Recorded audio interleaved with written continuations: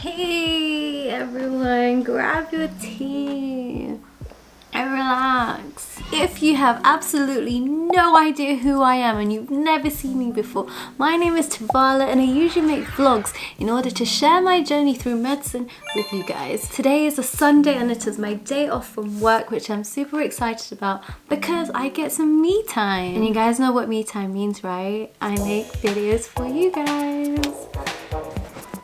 Sundays are supposed to be my self-care, relaxing days where I go off into the nature somewhere locally, pretend that I'm a bird for a day and I recharge. However, today's a little bit different. I decided to be productive, and those of you who know me know that I'm not a fan of the word productive. I just think in the society it's a little bit overused and we glamorize productivity when really there's this thing called life, which I think is really important to live. To me, productivity is a byproduct of a process rather than the end goal that we really want, and that's the only thing in your vision. That's just the way that I live my life. Having said that, I decided to, let's come over here, start learning how to drive.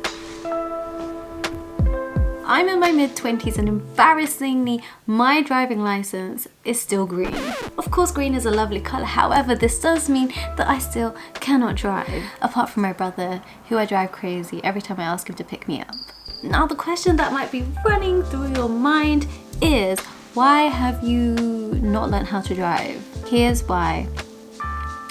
I live in central London. I have for most of my life. We've always had access to buses, trains. Although to be honest, I only started taking the train when my green zip Oyster card expired. Are those Oyster cards still even a thing these days? I really miss the sound of now it's just like beep or boop boop. Now the other question which I'd like to address, whether or not it sprung to your mind, is what motivated me to start learning to drive now?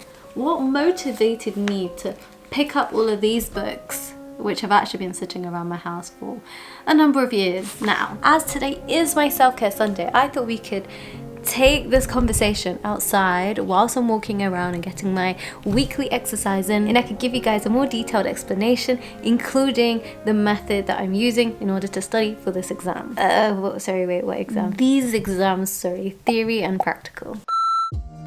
Go on, you. Assalamualaikum, Mummy. Waalaikumsalam. Are you trying to be in the vlog as well? Where are you going now? I'm going for my Sunday morning walk. Well, it's not morning anymore. It's like the morning of the evening. Good luck for you, yeah? Take Look, care. we're matching. Oh, this would be such a cute selfie. Hold on. Wait. 3, 2, 1. Cheese. This video. Oh, thank you. I don't get money. My forehead is so big. Okay. Good afternoon. Guys. I think I'm gonna have to take a U-turn, and the reason behind this is it's beginning to rain. But having said that, I'm going to just try and vlog for you guys as much as possible, as much as my poor camera can handle.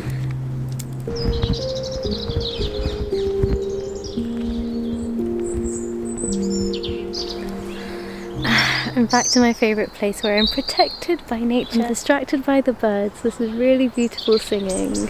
The number of people affected by COVID is rising each day here in London and the UK. And this does mean that despite being on my current rotation, which is surgery, I'm taking the time out to help the medical department. As a result, this does mean extra hours, and because I'm working extra hours, I'm trying to preserve my energy when I'm not at work, and commuting comes under this. I've decided to live at home, and I have my reasons why, which I shan't go into. It takes me an hour and a half to get to work every single day, and then an hour and a half back. So that's a 3-hour round journey, and in my case, it's not even a matter of just like a long train journey, bus journey. It's 3 to 4 different trains / buses, and when I'm having to change from one to the other, and I have to walk from one station to another, walk to the bus stop, all of that just adds up and contributes towards me feeling pretty physically drained by the end of the day. Additionally, because of COVID, what I've noticed being in London is that there are still quite a few people taking public transport, and I just want to be at minimal risk to my patients, my colleagues, my family. Taking the Uber is one way to minimize the number of people I'm coming into contact with, and also there are times where on public transport people are quite sort of cramped together. Some people still unfortunately are not wearing masks, and that just makes me feel a little bit anxious, like, ooh, you know, this is not good for those around them, and you know, it puts people at risk, and therefore I made the decision to Uber. However, the problem with that is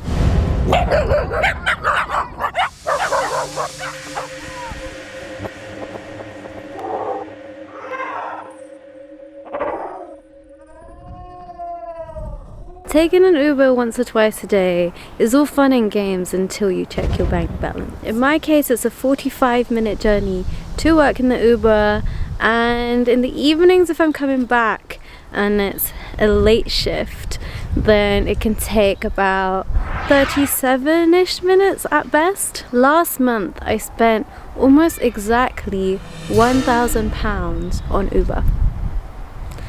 And any doctor who has ever worked in the UK knows that I don't earn enough to be spending that sort of money on transport alone. In one of my other vlogs, which you guys will see when my hard drive is hopefully fixed, fingers crossed, I've had other expenses as well, which mean that I have to be spending less money. Okay, it's actually raining, so I'm gonna go back home.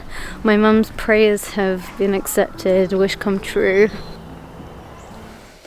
Alright guys, it looks like we're back here. Recently I was reflecting on why it is that I've just still not learned how to drive. I would consider myself quite talented, I'm capable of learning lots of new skills, but why is it that when it comes to driving there's a block? And I think it's just something very deeply and psychologically ingrained into me. Maybe I actually just enjoy being able to do my own thing, sitting at the back of the Uber for half an hour. Maybe there's something about doing exactly that, but on public transport that I enjoy, where I feel like I'm not wasting time as I'm feeling it doing things that I would consider valuable. Whether that's making an illustration, editing a video, photo, posting on my Instagram. Those are things that I probably won't be able to do if I was actually driving. In a nutshell, my thoughts for a long time, which I didn't really try to challenge, went something like this. If I were to drive, there would inevitably be an opportunity cost, specifically of not being able to do the things I currently do as a passenger. For a while, even if I didn't acknowledge it consciously, I wasn't sure if I was willing to give that up. Because face it, as a driver and as a passenger, we have two very different experiences. However, on reflection, and from speaking to people who drive every day, I've become more appealed to the idea of picking up an important life skill and also letting go of what I have become accustomed to.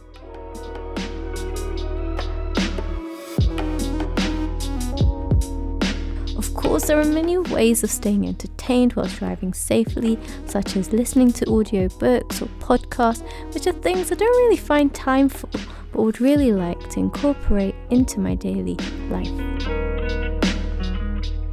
As ridiculous as that sounds, might be the reason why I've put off learning how to drive all of these years. But with COVID, safety, financial costs, £1,000 in a month on transport, heck. Independence, style, all of that together sort of just gave me that push. I had this conversation with somebody recently and they said, maybe you see driving negatively. And I thought, yeah, maybe I do. And he said that his sister is in her mid-40s and she doesn't drive. And I asked him, do you think your sister might see driving negatively? And he said, no, I think my sister sees being driven around positively. Sitting back and thinking to myself, okay, is there something about this train of thought that I can relate to? And I think unfortunately it is something that I very much relate to.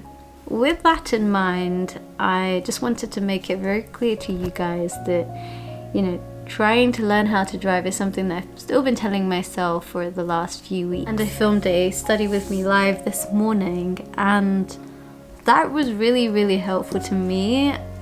I hope it was helpful to you guys as well, and this is like a mutual two-way thing. You guys really just gave me that kick to actually sit down and open the book with no excuses. I told you guys that I wanted to make a live study with me session.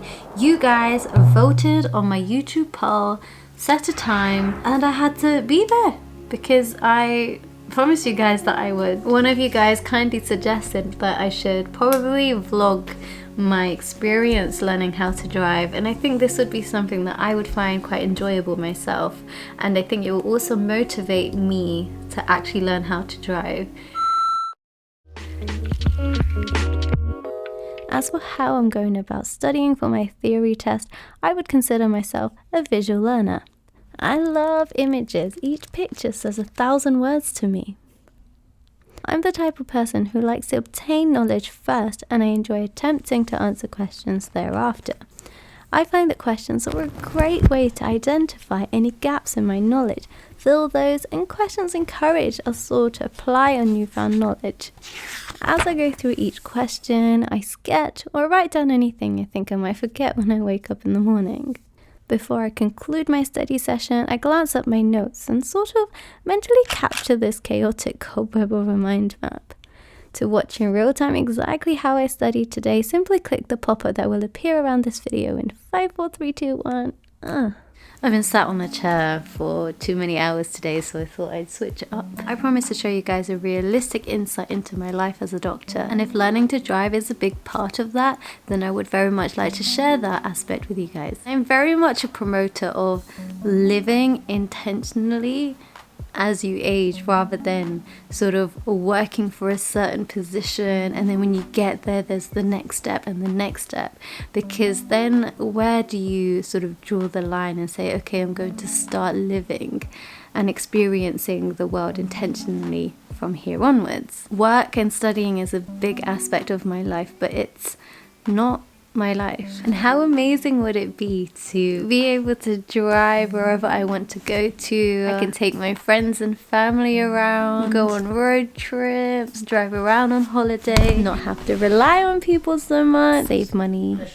Yeah, my dad really bought me some pizza. And before we conclude this video, I would like to thank Skillshare for kindly sponsoring this video. Skillshare is an online learning platform where creators from around the world come together in order to take their skills to the next level. Topics include business analytics, graphic design, film and video, and therefore you can be confident you'll find something that interests you.